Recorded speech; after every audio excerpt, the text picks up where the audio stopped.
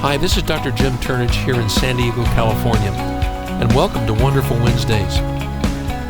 We've been here at the Heart Space for 14 years, each Wednesday night at 7 p.m. Tonight, we continue a brand new class series based on my research and study for a new book, Paradox: Healing Your Life by Embracing Contradiction. In the next weeks, we will explore and practice this powerful approach to the mysteries, incongruities, and puzzles in our lives, to move ever further down our road to greater wisdom and illumination. Welcome. So welcome to Wonderful Wednesdays here at the Heart Space in San Diego, California. Tonight we're going to start a brand new class series called Paradox: How to Heal Your Life by Embracing Contradiction. We haven't done this class in about 3 years, and this is a completely rewritten class. I hope you enjoy it. So, how you can heal your life by embracing contradiction, that's me. That's my email if you want to get in touch with me, drjim at drjimturnage.com. On the one hand, and then on the other hand, that's what Paradox is always about. This class is based on an outline I'm doing for a new book by the same name, and it's based on the physical, neurophysiologic, and metaphysical truths around paradox and contradiction. He said. And we're going to look beyond the limitations of congruent consciousness. So paradoxical situations, we're going to look beyond the idea of trying to make everything all fit together perfectly. So this week we're going to do an introduction to paradox, about paradox in our lives, and going beyond the self-help and the law of attraction paradigms. So why paradox? On the left is my desired life. I like things with primary colors, with big dark outlines, and my real life. This is my real life. And this has always been difficult for me, my whole life, because my life will never ends up being what I want it to be, which is clear cut. It's never been that way since I was little. So I was in New Orleans, and I was the flight surgeon at NAS New Orleans, and that's the reserve base for the Naval and Marine Corps Air Forces. And so people like to come there and do their 2-week drill there. Every year they have to do 2 weeks of active duty. And so a priest shows up, and we have no place for him because all the schedules are already written, a year ahead of time. So he really had nothing to do, and I'm not Catholic, but I figured this was an angel showing up. And so I said, "You're the right guy to show up for me. I need to talk with you, Father." And so he talked to me about my desired life versus my real life. And he gave me this book called Living with Contradiction, which is a very interesting book, and we're going to talk a little bit about it later on, not this week, but in a couple of weeks. This is the rule of St. Benedict. And St. Benedict wrote the rules for monasteries. And that's what the rule of St. Benedict is. And you can imagine, in his time, there were a lot of different monks. There were a lot of different types of people that were living monastic life, and he had to be able to fit them all together so they would work together for their own spiritual growth and the growth of the community, and be able to get along together. And that's contradiction, living with contradiction. Very interesting book. So we all know about paradox. This is Max Escher. Can you see the picture? Mm-hmm. You're probably familiar with this picture. Sure. And so if you look at the picture closely, you'll see that there are things that don't seem to fit, right? You have stairways going at different angles, appearing to defy gravity in many different ways, and not be oriented toward a world that is consistent on the outside either. And so this is an example of a visual paradox. And we all know this probably all of us have seen this, right? Yes. What do you see when you see this picture? Well, I see them both, but I see the young girl first usually. I see the young girl only right now, but I know it'll change soon. Yes, I agree. Yeah, I Okay. see both. Yeah. And so if you look at this big nose here, then what do you see? Oh, yes, yes, yes, yes, yes, yes. Yeah. Yeah. What do you call it? So another visual paradox. Has the picture changed at all?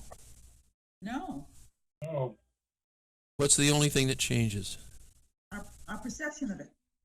Perception of it. Yeah, your consciousness of it, the perception of it. The way Yeah. our mind takes in the picture as a pattern and relates it to something else, it puts it in its.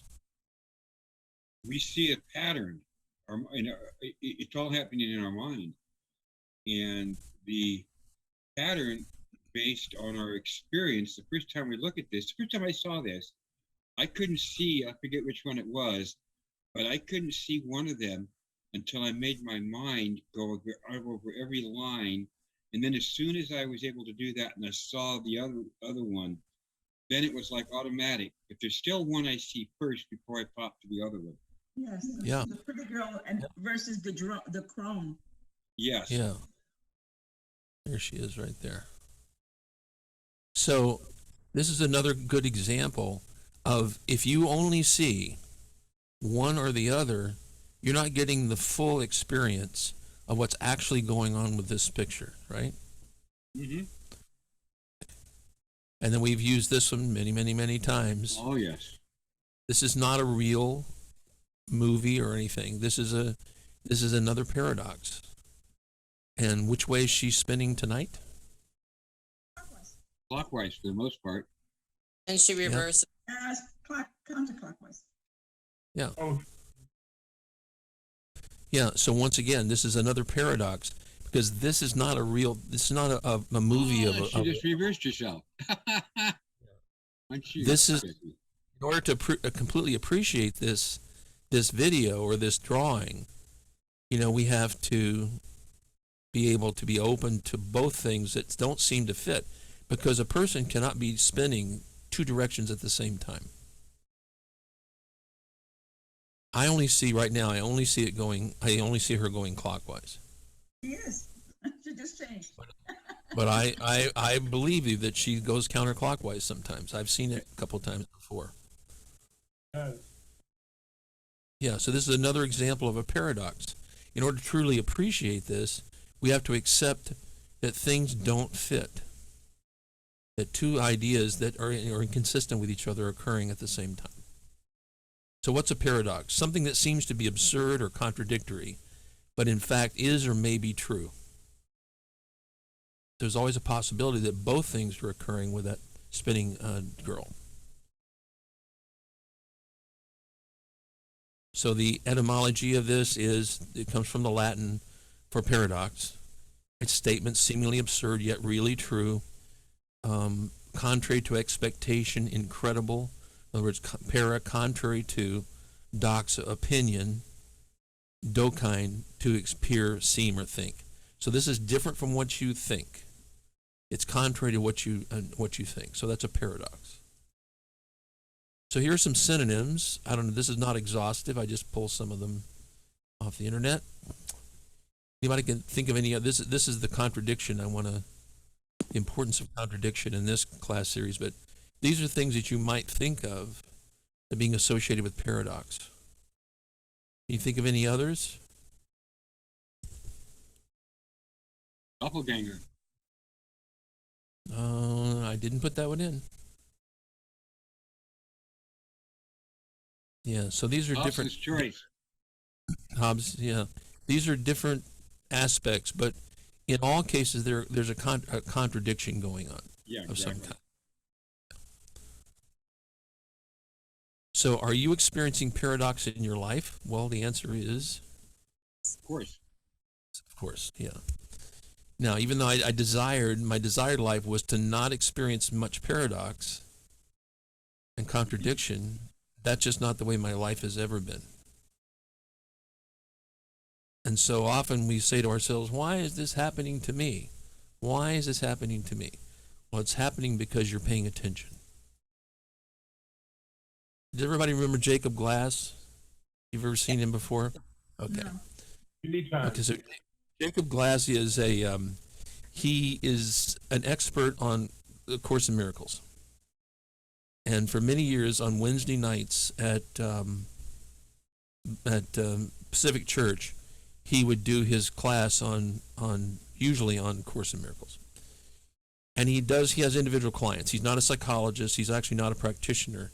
He's been doing this for like 30 years. And so one time he says, it's one of my favorite things he said about working with clients. He said a client came to him and said, "Nothing is working out, Jacob." And Jacob says, "No, this is how it's working out. Because this is what's happening. Whatever is happening right now is what's happening. Not yesterday, not tomorrow, what's happening right now." You may interpret this as in one way or another, like you can interpret the young woman spinning counterclockwise or clockwise. But whatever's happening right now is what's happening right now. Your life is not happening to you, it's happening about you. So consciousness is operating so that you can see things in a certain way. Is it even possible to avoid paradox in your life? I think it's asked and answered. I think that's what life is paradox. Sounds a lot like Taoism and yin yang, sort of and about unity and opposites, trying to balance that. But yeah, we see this in physics. We see the direction. There's always an opposite. Hot, cold. I mean, just you name it. The world of form and matter is a paradox. Yeah. And so I think it's not possible. If we had people here who are not so experienced in metaphysics, they might argue with me about this. No, things are good, things are happy and things are perfect. Okay. Well, look closer. You're always living in paradox, whether you realize it or not. So I've told this story many times before, but I'll tell it again in case somebody on the internet is going to see this. So in 2003, I graduated from practitioner training. And back then you did 2 graduations. You did one graduation up at Michael Beckwith's place up in L.A. Agape? And at Agape. And then you did your local graduation. So I went up and did my graduation up there, and then I came down here and we did the graduation here. And I was going to treat myself that weekend, not work that evening, not do anything. And so I went to see the movie The Secret. And ate the greasy popcorn and drank the soda. And about 2/3 of the way, coming toward the end of the movie, I started having extreme pain in my right side and in my back. And I started feeling nauseated and sweating, and it got worse and worse and worse and worse. And eventually, I made it through the movie. I made it out the back door of that theater. What's that theater in Encinitas called? La Palmas in Encinitas. And I believe it was What the Bleep is what was showing there at that time. You're right. What the Bleep. That's right. So I made it out the back door there and got outside the door and immediately threw up. And so I thought, well, it must have been bad popcorn, bad soda. So I get in the car, and I lived in Point Loma at the time, and I had to actually pull over to the side of the road several times just going from Encinitas, to getting home. The pain got worse and worse, and in the middle of the night, I called my father instead of an ambulance, and he came and got me and took me to the emergency room at Sharp. And I've been having a conflict the whole week, an internal conflict, because even though I'd graduated twice, I did not feel that I had graduated. And I had decided that I was going to tell the minister on Monday morning that she would have to take away my anointing to be a practitioner because I didn't feel graduated. And since I didn't feel graduated, I didn't think it would be an integrity to do that. Can I say something? Sure. When you say you didn't feel like it, do you mean that you don't think that you deserved it? You remember when you did your training to be to do Reiki and be a master? That was, yeah. Imagine if you completed the training and you went, I don't have it. I don't have that. I don't have that anointing. Yeah. No, you're right. Because, at the very beginning, but that's a different circumstance. I just wasn't taught well. I had to teach myself. Yeah, I had great training. It takes 3 years to do it. And but there was just something about it. I did not feel graduated, and so since I didn't feel that, I would have to stop and have it rescinded, even though I just graduated. And I would plan to do that on Monday. Then when I got in the emergency room, I thought, well, you know what? This is really bad.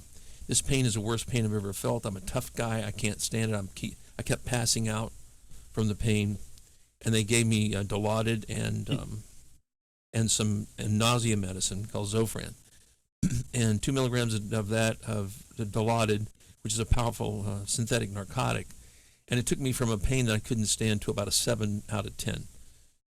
And at that point, I could actually pray and meditate.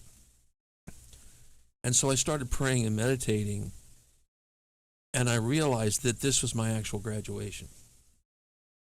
Say again, another way. So I had doubted that I was in the right occupation as a practitioner. But in the middle of this, I couldn't pray, I couldn't meditate because the pain was so bad. But So as soon as the pain was your graduation? Is that what you're saying?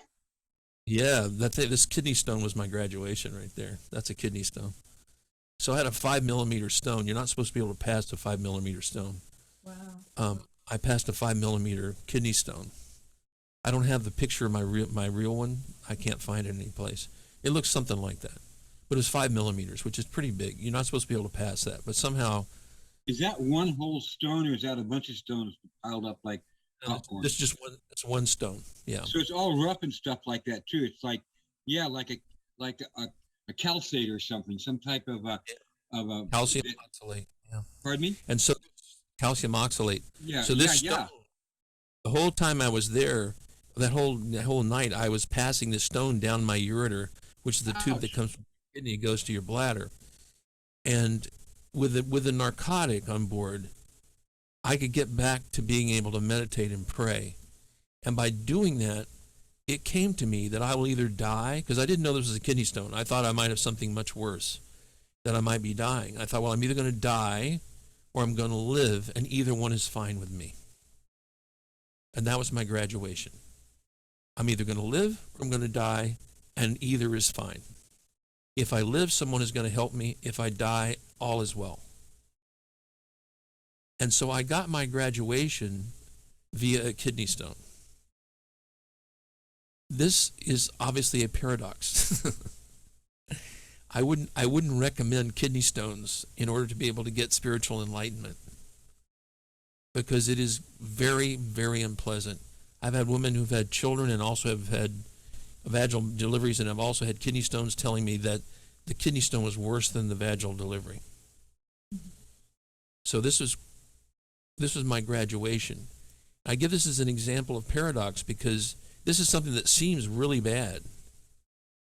But on the other hand, it was apparently just exactly what I needed. Because despite honestly and carefully and diligently going through 3 years of training, and studying and honestly doing everything I could to become a practitioner, I didn't feel fully graduated. And so I needed something in order to be able to do that, and that's what I got. I got what I needed to graduate. Sounds almost shamanistic. The way when you go from being, studying to becoming a master, you have to go through this dark night of the soul thing. It's physical. Exactly. And so they'll have vision quests and things like that. Yeah, vision. That's what I think of, a vision quest. Yeah. Yeah. And so this is my equivalent of that. And this is paradox. Why would you have to go through that? Well, apparently each one of us needs whatever we need. And I needed something apparently fairly dramatic in order for me to accept the fact that I truly am a practitioner, that nothing is going to change that. Whether I lived or died, that was not going to change that. Does this make sense as an example of a paradox?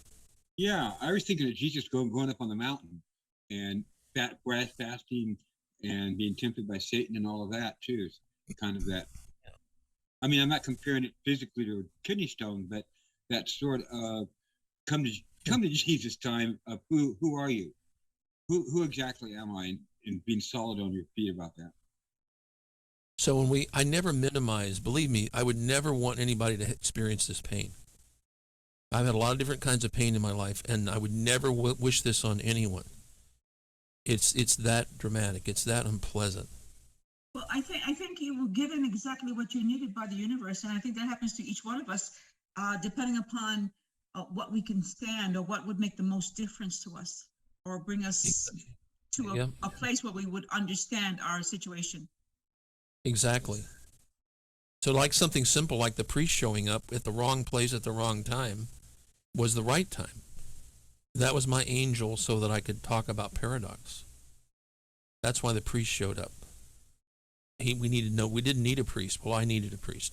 And I didn't need a Catholic priest. I just need somebody to listen to me and understand that my crisis was about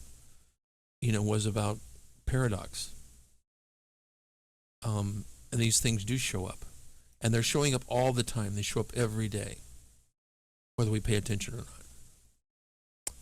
So I want to move on to an area that is controversial and upsets some people in New Thought, about self-help, gurus.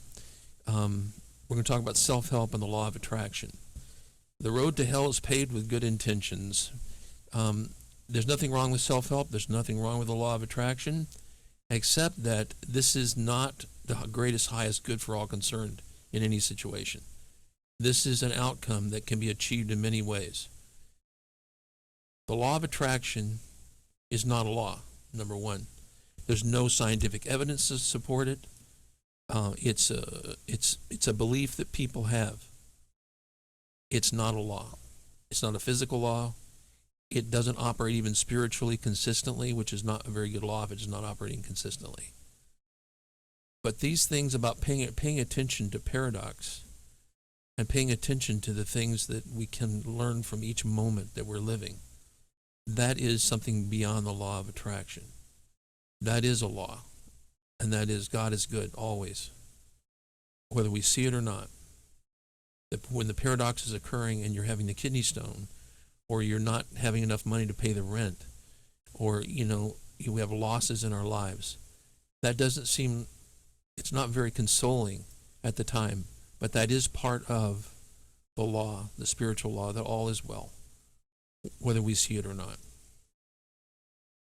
Anybody have any concerns about me saying that the law of attraction is not a law? That's Dr. Jim, that's your opinion. Yes.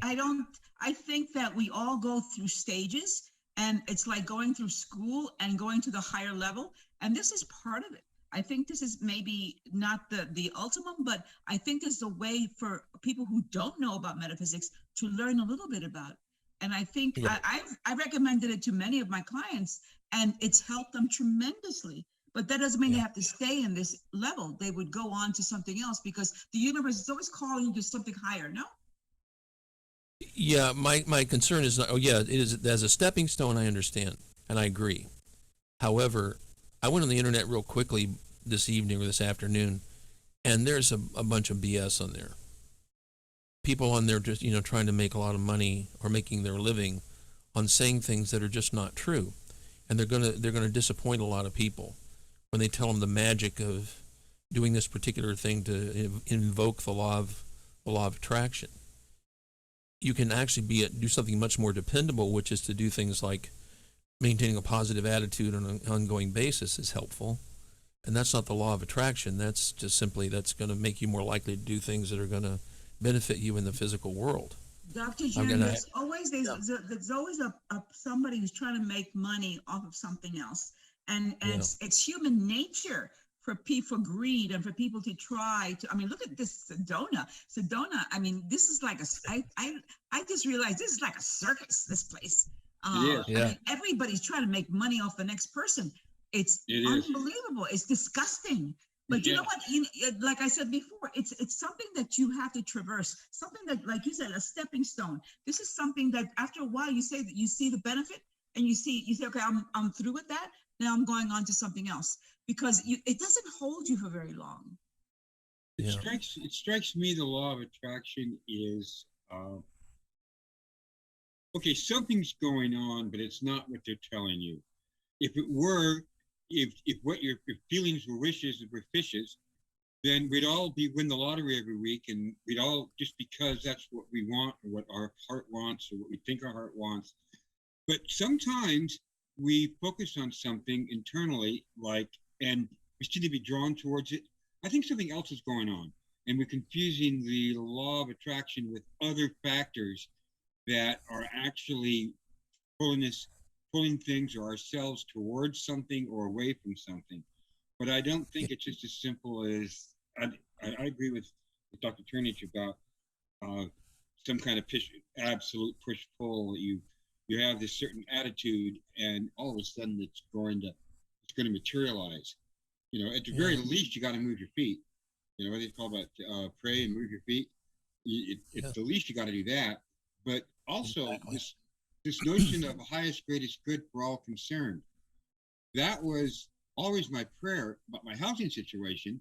And what happened was the cats that was giving me a headache about, 4 that were fostering, we can bring them all with us. Yeah. The solution is the highest greatest good for all concerned. Last week when we talked about that, Stan, when I was talking to you about that both during and then after the session. Yeah.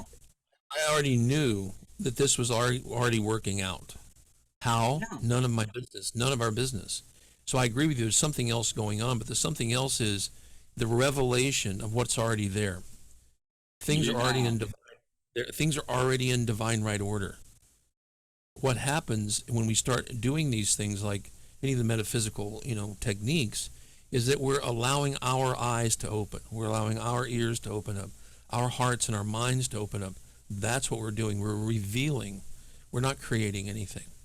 We're not, making a magnet that sucks the cat, refuge into your yard. I mean, it doesn't do that. It's already there.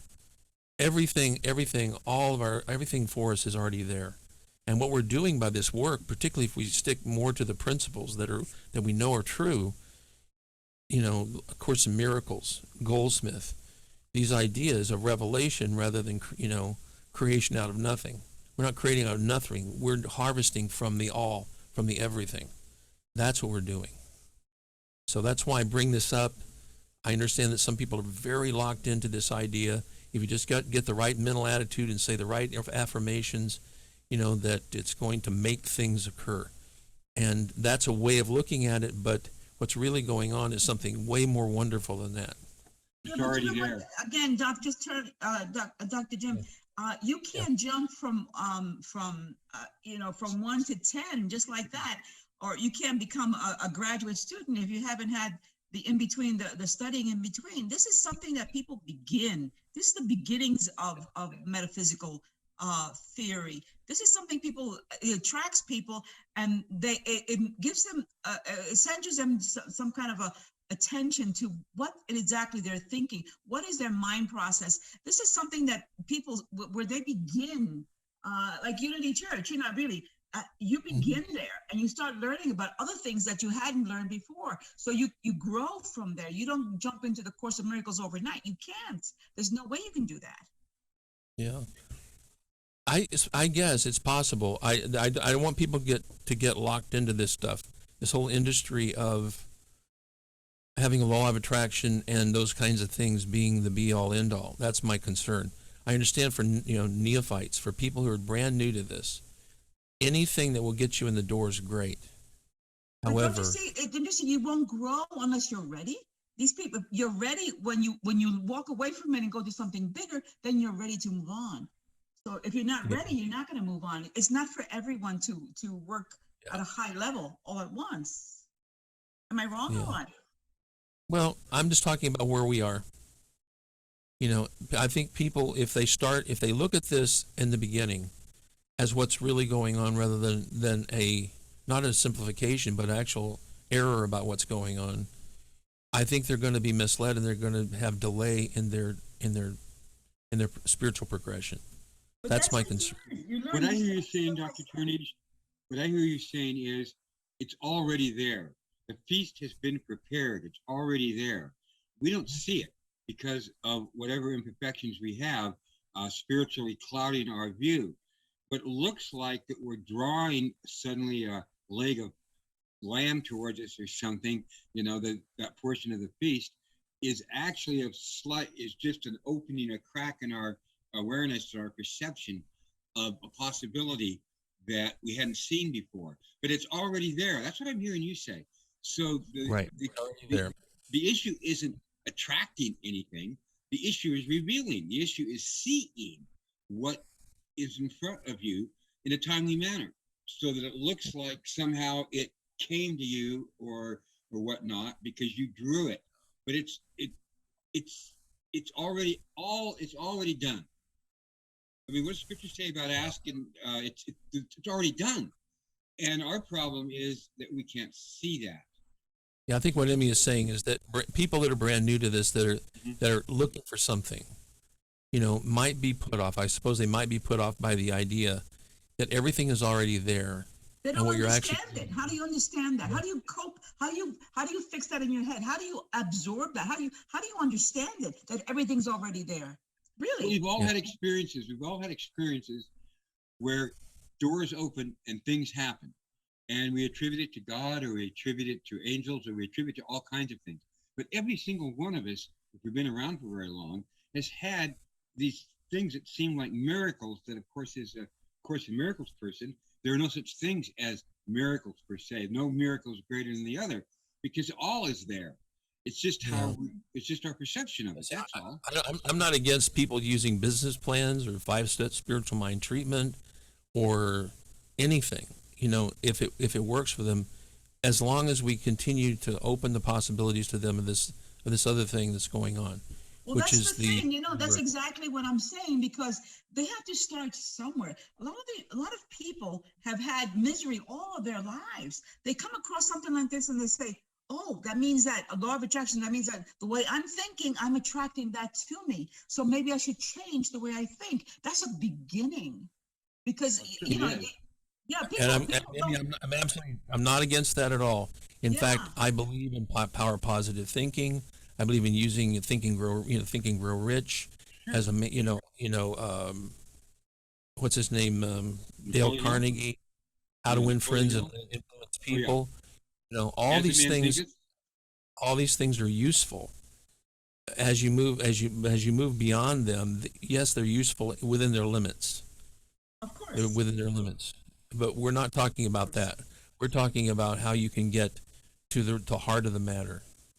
It sounds kind of like, almost like you get into church and you're really, really listening to the priest or the reverend or something, and you're really connected to God through the priest. And at some point, you start to get connected to God yourself. And the priest takes on a different role at that point then. You're not dependent anymore. Or you go to therapy and you're going to therapy 3 times a week. And my God, you've been doing it now for a year. And at some point, you need to get past the dependency of that tool and see what's actually going on with yourself. But you had to get to the therapist in the first place. Many people don't feel they need therapy. You see what I'm saying? Like they're completely oblivious to it. And then something propels them in that direction. They go and they start listening, and then they have to go through that process. And they say, at some point, they say, "Well, I don't need you anymore. I'm going on to something else." So it's a process. It doesn't happen. But you can get addicted to without reason. You can get addicted to a modality of thinking and never grow past it. And so you really need a mentor that will help you. But I wanted to bring this up because this is always controversial when it's brought up in any of the metaphysical settings, organizational, physical, settings. They don't like the idea that I pray backwards. They don't like the idea that I abandon the 5 steps, spiritual mind treatment. I think it's wonderful. Because there's nothing wrong with them. There's nothing wrong with the 5 steps or 3 steps or however you want to do it. I just think that there's a more direct way.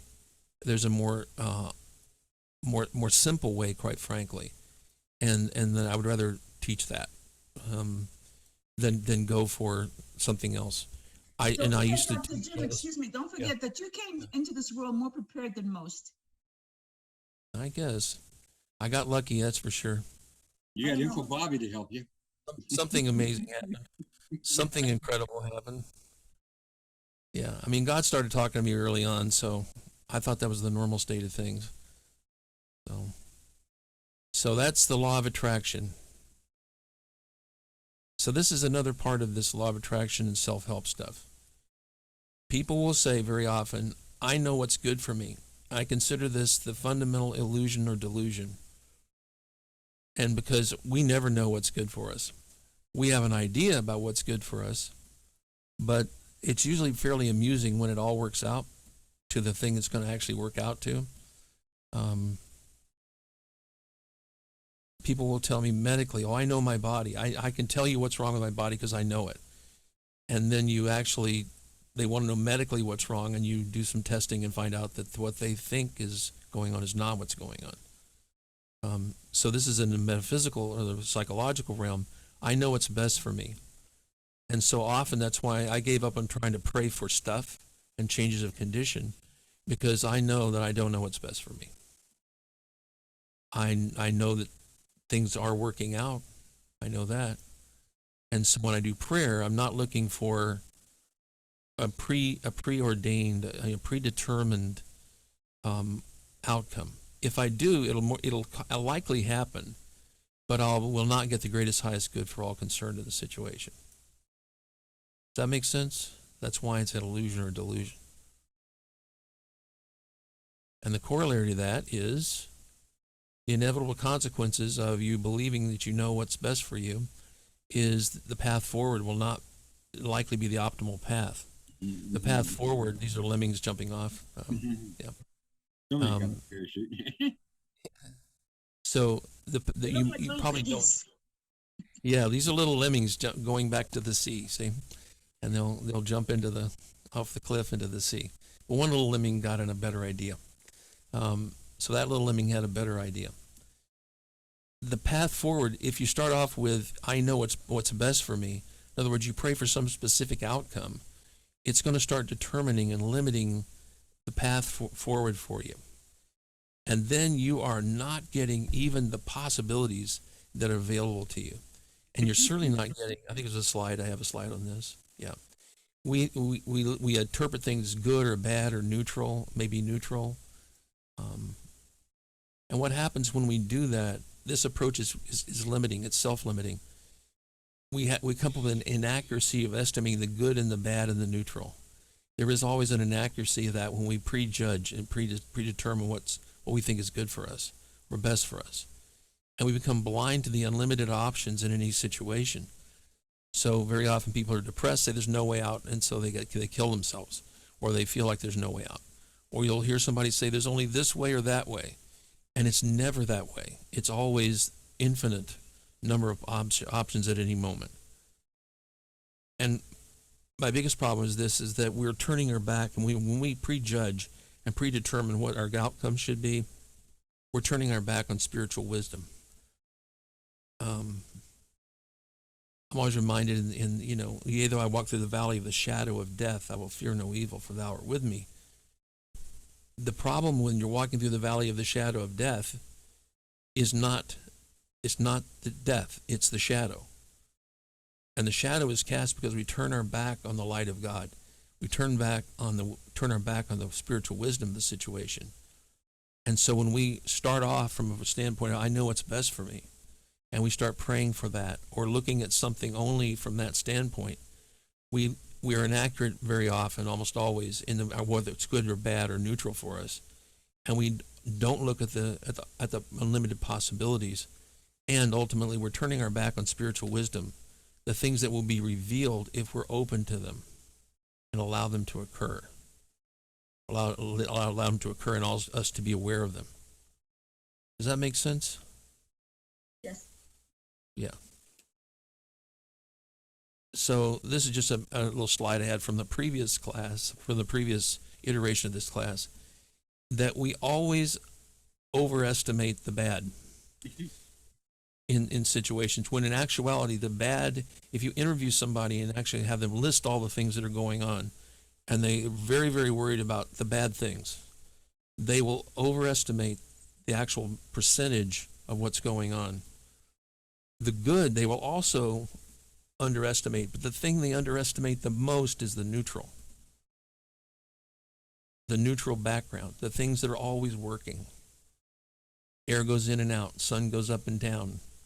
We stay within a narrow range of temperature, humidity, and oxygen tension, acid and base condition. The neutral is always there and is the vast majority of what's going on. In the area of psychology, my rule for people is remember Wong. So if you think that everything, I hear statements from people who are depressed often who say, "No one loves me." Well, okay. Does anyone care about you? No. Well, can you name anybody? Yes. Okay, well then that's not a true statement. So how many people? So they come up with 3 or 4 or 10 or 20. Usually it's 10 or 20. And then I go, how many people wish you harm, really don't like you, and wish you harm? And it's hard to come up with them. Sometimes people can come up with 1 or 2.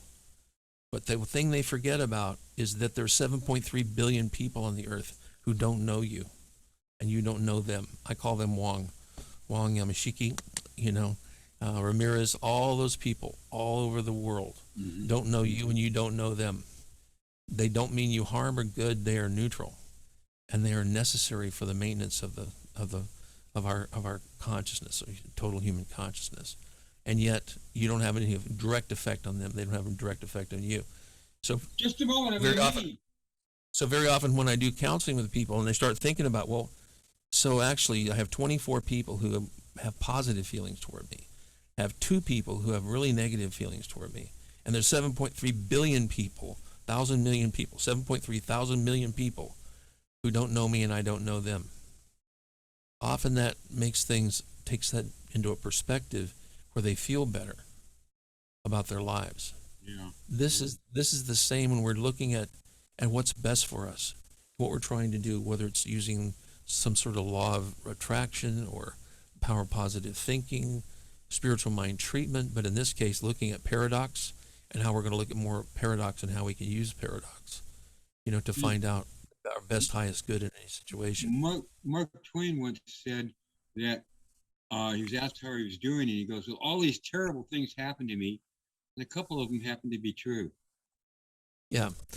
Well, even if a lot of things are happening to you, the neutral things are still going to be. Yeah.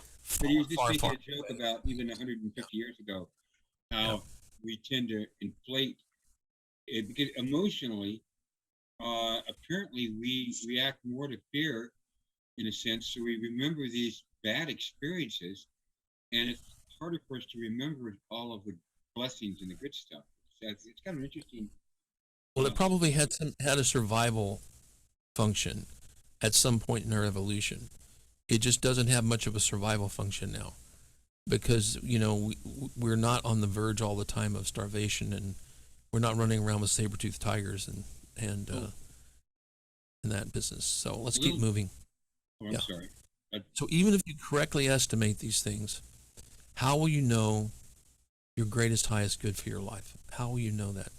Let's say that you're pretty good at estimating the good and the bad and the neutral in your life. How are you going to do that? So I summarize this as being, how do you get out of paradox, basically? You're in a situation where you've got something that is contradictory, something maybe you don't like.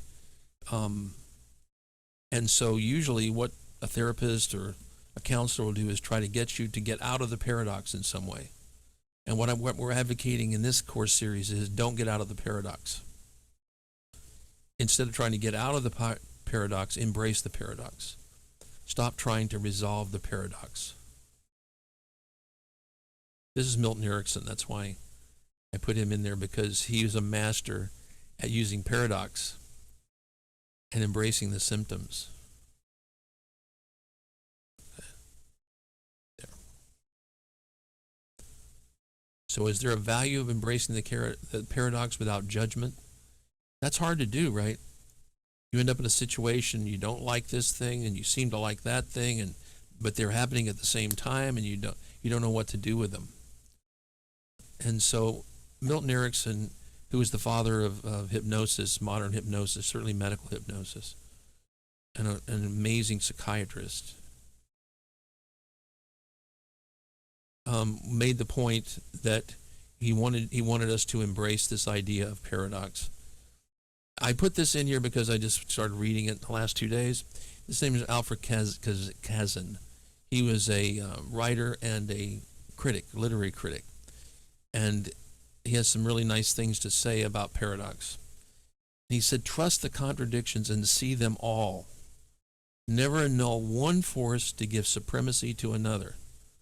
The contradiction itself is the reality in all its manifoldness. So if we let go of one part of the contradiction, we're not going to see the fullness of what's going on. We're not going to benefit in the most fulsome way about what's going on in our lives, the potential of our lives. I agree with that. Yeah. Man, from his vantage point, can see reality only in contradictions. These are pretty radical statements, right? Don't we want to get rid of all the pain and get rid of all the unhappiness? And what he's saying is we want to actually appreciate the contradictions, and that's how we can see reality. That's a teaching point. Exactly. And open to what there is to know him. So the idea is to embrace contradiction. I don't know. I did a search and came up with this. He's not a major literary figure, but he was a really brilliant man. And finally, he said, harmony as an absolute good is for the gods, not for man. So this idea of the ideal is for us to shoot for harmony. Very often, they tell you you're living a good life if you have a work-life balance, if your life is all in balance and all things are in balance. And that's actually not the way the world works. And shooting for harmony, he says, is for the gods. And I agree with this as well. I think having a life in a balance that seems to be, to other people, to be in balance is probably not something I would want in my life. Any comments about that? I don't know. I have to think about that one. Yeah, I'm thinking You about always that. want to stay in balance. You don't want to be you don't want to go to the two extremes. You want to be in the middle. You want to be in balance. So I think striving for that is a very good idea. Whether you reach it or not is another story, but striving for it is a good idea. He's saying the opposite. So I'm troubled with the word harmony because everything hinges on what you mean by harmony.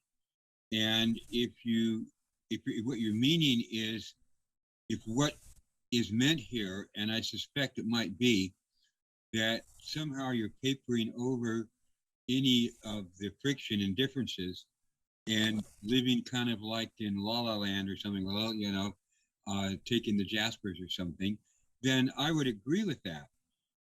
But there is a point where you can bring thesis, antithesis, so to speak, to create a synthesis on a situation, on a situational basis, where the music sounds beautiful. I mean, for example, just music itself, there's atonal and dissonant music as a 20th century phenomena. There's romantic 19th century music, classical. And some of it's we would say is harmonious, and some we'd say is discordant and clashing. And I would argue that there's a place for both of it at its time. So I would really hone in on harmony and get a really clear understanding, sort of like we're talking about God, so we all can understand exactly what we're talking about there. And we're not talking about God. We're talking about human beings like us living in the world and seeing, and number one, realizing there is contradiction, there is paradox.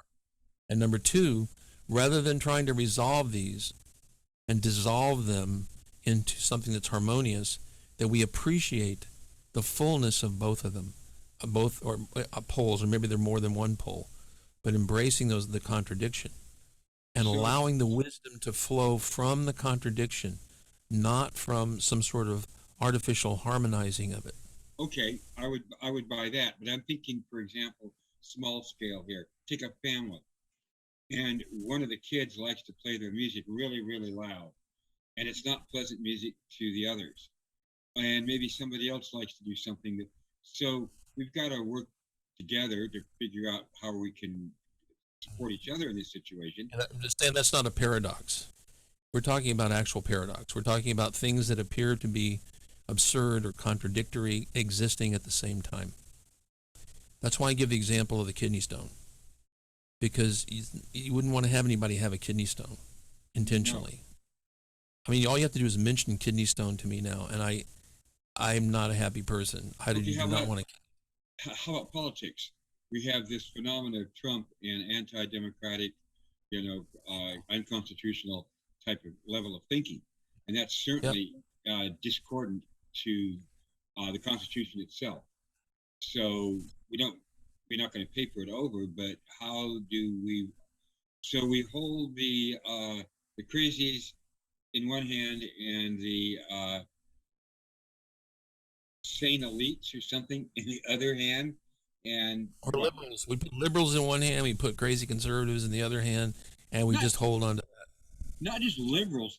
On one hand, you're going, I'm not going to take any vaccine, but I'm not going to take a mask either, And then you have, well, I'm going to listen to science and do best practices. Wear a mask, get the vaccine, and wash my hands. Now, that has a public health consequence for all of us. So how do we resolve, what Kazan would advocate is to hold both of those and get the wisdom of their interaction of these poles. And just like we did when we were talking about Donald Trump, or when Bush and Cheney, and I realized this was actually a tremendous opportunity to deal with shadow. Yeah. To deal with shadow, and that I don't know any of those people, but they were really great and are really great for evoking the shadow work. Sure. And so that's an example. The Jungian work is a good example of paradox, often a good example of paradox, because you'll have these apparent disparate aspects of each of us, of our egos and ourself, existing in the same person. And what do you do with that? That is the good question, because we all have that paradox inside of us too. Exactly. And that's why this embracing paradox. The priest, when he gave me that book, he didn't give me any answers. He didn't have any answers for me. He gave me the book so that I would embrace paradox and get the wisdom from doing that. There's not an answer. The answer is to embrace paradox and develop a deeper wisdom and understanding through embracing paradox. So what is the wisdom that you gleaned so far, say, from the anti-vax or anti-mask crowd? I'm not doing that. I'm not doing that work right now. But if I were going to do that, I mean, I did it with Trump. I did radical forgiveness with Trump. You did it? You actually were able to do it with Trump? Yeah. The last I heard, you had a hard time being able to get to that point where you were willing to consider that.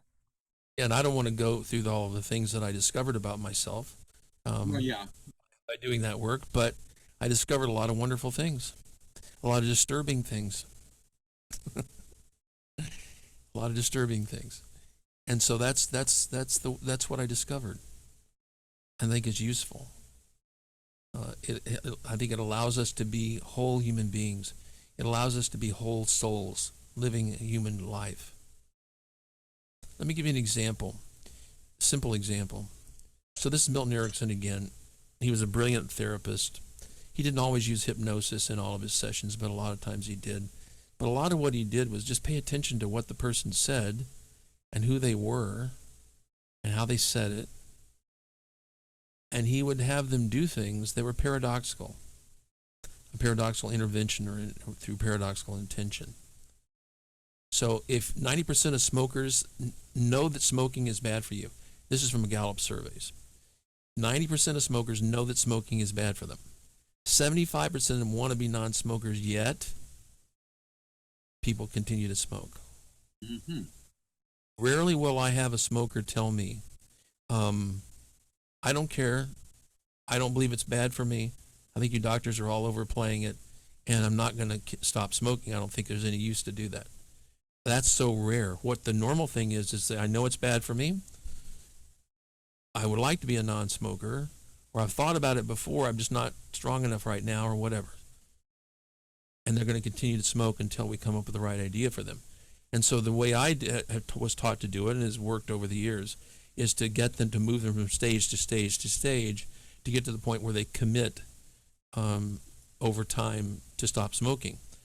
What did Milton Erickson do? Well, he this is in his papers. He used a paradoxical intervention.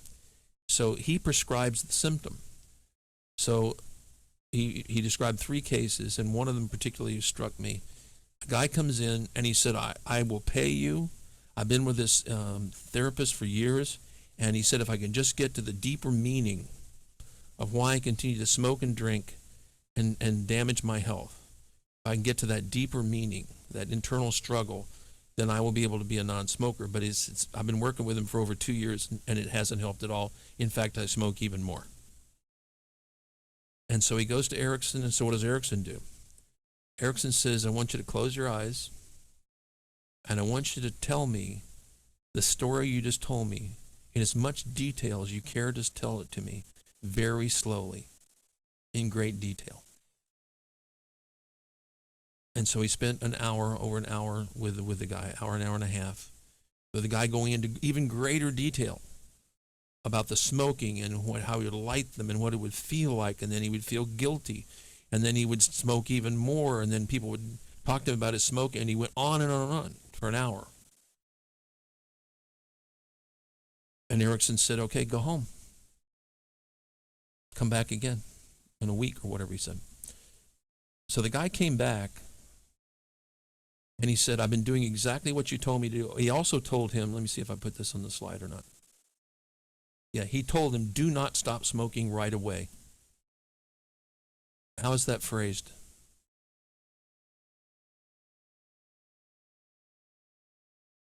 Do not stop smoking right away. Meaning he will stop smoking in the future. Yeah, it's a double bind. In other words, he is going to stop smoking, but don't do it right away. When did you stop beating your wife? But he tells him, don't do it right away. So the guy goes home and he repeats the story over and over again in his head in great detail and spontaneously stops smoking. So in other words, the doctor gave him permission to continue to smoke for the present time. He wanted him to listen to his own story. Because who was going to convince him? He didn't tell him don't smoke anymore. He didn't prohibit him from doing it. He just let him do it and through his own story, like you just finished saying, it kept rerunning in his head, and he came to a stop by himself. Exactly. Because he's prescribing because he wanted him to focus on the story. We don't know exactly, because Erickson never said exactly all the things, why he did all the things he did. But we assume it's because he wanted him to focus on the story. Because to Erickson, the story was clear. The man wanted to be a non-smoker, and he had a great story. He had a great story to explain. If he was telling somebody else, you would think that'd be really convince them to stop smoking. And so Erickson wanted to tell the story in great detail. And he repeated the story to himself, and after repeating the story to himself several times, he just stopped and never smoked again. Isn't it some of when you tell someone they can't do something, it kind of gets your conscience up and you'll go, well, yeah, I can. So maybe even subliminally, don't stop smoking right away. I want to stop smoking. And he's telling me I can't right away. But I'm here because I want to stop smoking. And I'm being told I can't. I mean, you see psychologically how... No, it's not a trick like that. Because he knows, Erickson knew this guy he knew his life was not going to be long if he continued to smoke and drink and not take care of himself. And the guy really wanted to stop. That's the thing. He wanted to stop. But he needed to listen to his own argument. And so he prescribed the symptoms. The symptoms were his story. I have to smoke because I'm nervous, and if I don't smoke, then I get more nervous, then I smoke more cigarettes, then I feel guilty. And once he heard his story over and over again Wow. to himself, it probably made him go into a trance a little bit when he was doing it because it's repetitious. And then that last statement, don't stop right away. Boom goes dynamite. Yeah. Because what's the right time to stop smoking for a smoker? Yesterday. When you you're stop. ready. When you When stop. you're ready. Stop. Yeah, when you're ready. They tell us in the way we do it in stages by doing questions, specific types of questions, doing what stage you are in the stopping, paradigm. We tell them they tell us don't try to move them too quickly. They'll move to the next stage when they tell you, well, I really do want to stop. That's not a person who's pre-contemplator. In other words, not ready. That's a person who's a contemplator. They're ready to move to the next stage. If they tell you, I don't want to hear anything about how it's going to give me cancer. I don't want to hear any of the side effects. I don't want to hear how much money I'm going to save. I don't want to hear any of that. That stage is called pre-contemplation. Now, the whole time I'm assuming this is a person who's going to be a non-smoker. I'm assuming that. They're just in a different stage of the cessation paradigm. Erickson was cutting to the chase here and said he knows the person, it wasn't somebody he had to convince to be a non-smoker. The guy came to him, was paying him good money to spend 2 hours with him or an hour and a half with him to be healthier. He told him right up front, and that's what the story was about, with all of its convoluted, parts. This is paradoxical intention or paradoxical intervention. This is also In a very couple, stealthy symptoms path to enlightenment. That you're repeating the symptoms, you're repeating all this stuff to yourself. That is, because you'll know.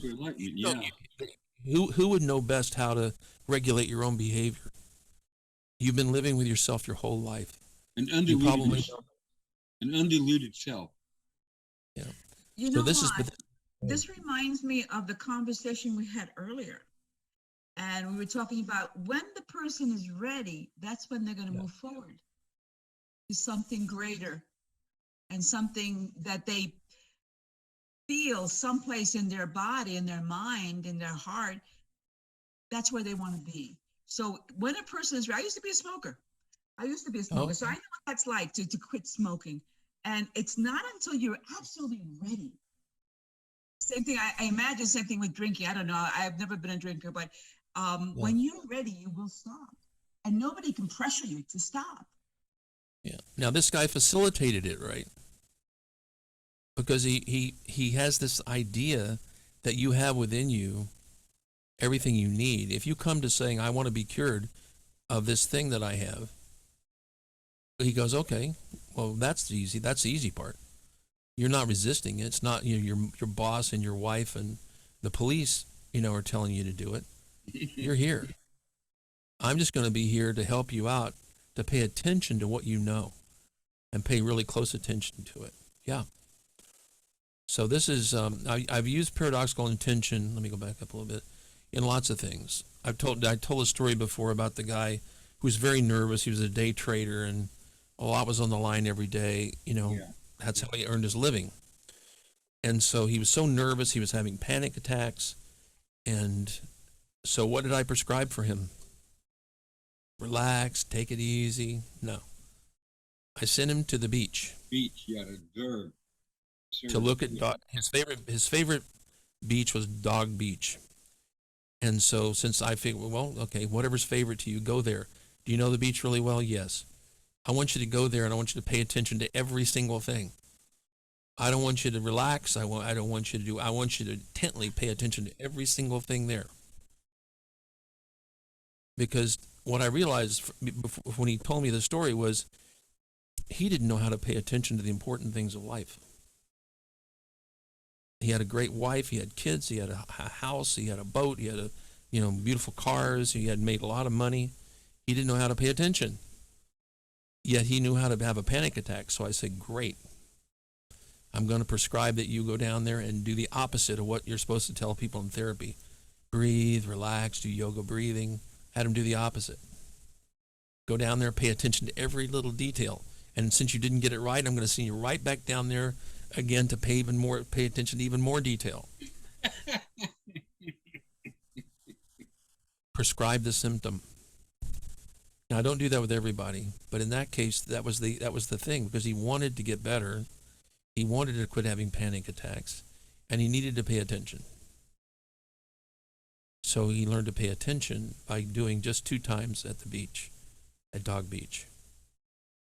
So this is paradoxical therapy or paradoxical intention.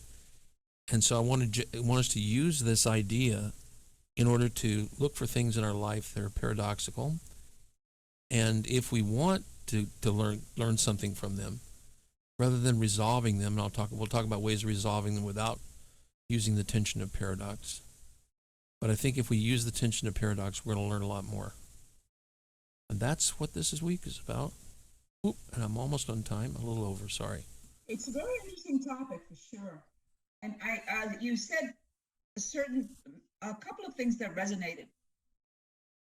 Very good. Well, good. Thank you. Yeah, this stuff is really important because these steps in metaphysical development, personal development, is like Emmy, you're saying, it's really, really important. That's why I love the Goldsmith stuff, because he's pretty unforgiving about the way things work. And it's because obviously he and the people who are following him are, quite evolved in their work. So I want us to continue on down this pathway. So any other questions or concerns? But again, I have to stress that all these different things, they're wonderful when you're ready to receive them. When you're not ready, it means absolutely nothing. People look at you like as if you're crazy. What are you talking about? What are you talking about? But it's only when you process it step by step, and you say, "But wait a second, what does this mean? What does that mean? And what's the next step after this? Where do I go from here? There has to be something more. Show me more. Show me more." It happened. That's how it's happened with me, anyway. Yeah. I remember you saying you'd go to work every morning, and you'd say, "Amaze me." Surprise me. Surprise me, yeah. Surprise me. And Yep. to me, I took that as you're opening yourself up to what you might not otherwise see. So you keep myself open that way. That's a very good point. Yeah. I was looking, because there's nothing, for a person with ADD like me, there's nothing better than having surprises. It's wonderful. Because your little brain gets to switch from like doing a repetitive thing to something else. Surprise me. So that's what we have for this week. Next week, we're going to talk about paradox some more and fire starting. How do you start that fire? When you got that tension from paradox. A little bit about self-hypnosis, which I've alluded to already. And we may get to the 4-step creative process. Yeah, self-hypnosis,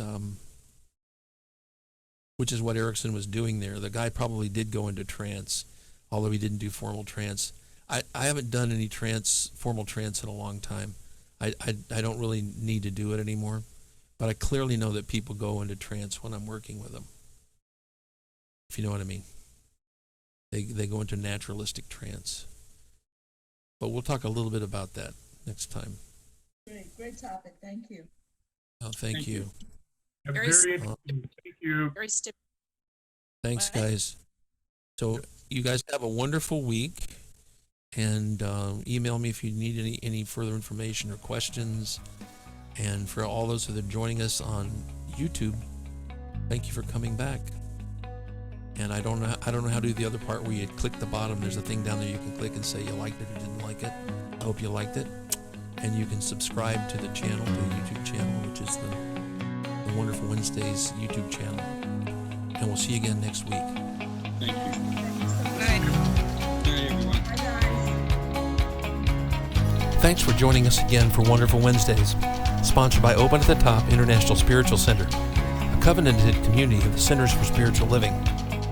We've been here at the Heart Space every Wednesday night at 7 p.m. for the past 14 years. Please join us again next week. If you'd like to contact me, please email me at drjim@drjimturnage.com. That's drjim, drjim, at drjimturnage.com. psycho-neuro-biologic.com. Peace and blessings to you all, and have a wonderful week.